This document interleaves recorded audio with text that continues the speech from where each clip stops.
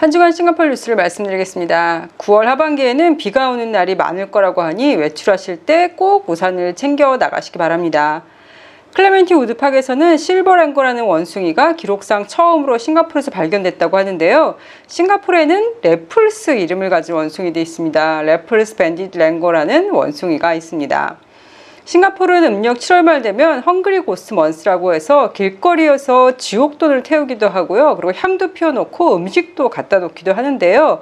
이 음력 7월에 사람들이 수술도 받지 않으려고 하고 그리고 새로운 집도 사지 않으려고 합니다. 그래서 프라이빗 홈 세일이 72%나 떨어졌다고 하네요. 싱가포르에서 눈밑이 푹 꺼져 보이는 걸 보완하기 위해 충전재를 넣는 시술을 하고 나서 장님이 된 케이스가 나와서 조사 중이라고 합니다. 싱가포르 부동산 중에 랜디드 하우스라고 있는데요. 그 중에서 부지도 넓고 그리고 큰 주택을 번갈로라고 하는데요. 부키티마의 한 번갈로가 300억에 시장에 나왔다고 하네요.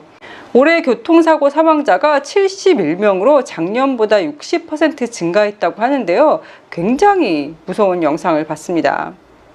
올해 최소 6,600명의 피해자들이 온라인 취업 사기의 희생양이 되었고 총 9,680만 달러의 손실을 입었다고 하는데요. 사기 피해자의 절반 이상이 20세에서 39세 사이의 젊은 성인들이라고 합니다. 사실 취업 피해라고 보기에도 좀 모호한 게요. 일단 간단한 설문조사를 마치면 수수료를 준다고 한대요. 그리고 실제로 수수료를 준다고 합니다. 그리고 여러 가지 인스타 계정을 알려준 후에 그 인스타에 좋아요를 눌러주면 또 수수료를 준다고 한대요. 이렇게 수수료를 받은 사람은 약간 경계심이 없어지는데요. 그 틈을 노려서 더 수수료가 많은 걸 해보지 않겠냐고 권유를 하고 한 웹사이트에 들어가서 일단 회원가입을 하라고 한대요. 그러면서 그 웹사이트에 자기 은행 계좌를 입력하게 되는데요. 그러면서 사기가 시작된다고 합니다. 간혹가다 심지어 큰 돈을 먼저 입금을 하라고 시키기도 한다고 합니다. 또 싱가포르엔 사기 메일이나 문자도 많이 오는데요. 최근에 받은 게 어떤 문자냐면 SP그룹에서 문자가 왔어요. SP그룹이 싱가포르 전기세, 물세, 가스비 이런 거를 관리하는 기업이잖아요.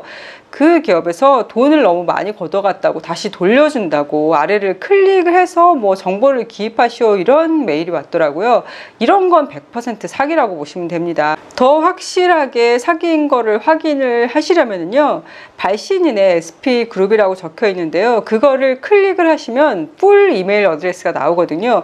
그러면 보통 SP그룹 같은 경우에는 spgroup.sg 하고 공공기관 같은 경우는 SG가 붙거든요. 그런데 전혀 그렇지 않은 이메일 주소가 나옵니다.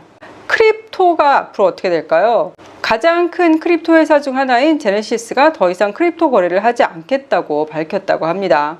말레이시아는 후쿠시마 방류수에 대한 걱정이 늘어나자 말레이시아 해역 바닷물과 수산물은 안전하다고 밝혔는데요. 이게 바닷물만 문제가 아니라 바닷물이 나중에 이렇게 증발을 하잖아요. 증기가 돼서 올라가서 구름으로 뭉쳐 있다가 다시 땅으로 내려오는데 그러면 빗물은 과연 안전한가? 과학자분들이 이런 것도 계속 조사를 해주셨으면 좋겠습니다. 포르투갈의 한 마을에서 레드와인 탱크가 터지는 바람에 길에 온통 레드와인이 넘쳤다고 하는데요. 양이 너무 많아서 향기만 맡고도 취할 수 있었을 것 같은데요. 이 와이너리 사장님은 너무 속상하셨을 것 같습니다. 태국에서 버스 기사님이 승객이 가지고 탄 두리안 냄새 때문에 거기에 알러지 반응을 일으켜서 숨 쉬기가 힘들어서 굉장히 고통스러워 하시다가 병원으로 실려가셨다고 하는데요. 이게 가능할 것 같은 게 예전에 뉴스에서 본 건데요. 미국에서 한 아이가 생선에 알러지가 있는 아이였는데 그런데 냄새만 맡고 부모님이 그 바깥에서 바베큐 하는 그릴에서 생선을 구우신 거예요. 그런데 그 냄새만 맡고도 결국은 숨을 쉬지 못해가지고 사망하는 그런 기사를 봤거든요. 싱가포르 투자업체가 한국 안성에 있는 물류시설을 1억 2천만 달러에 인수했다는 기사도 있었고요.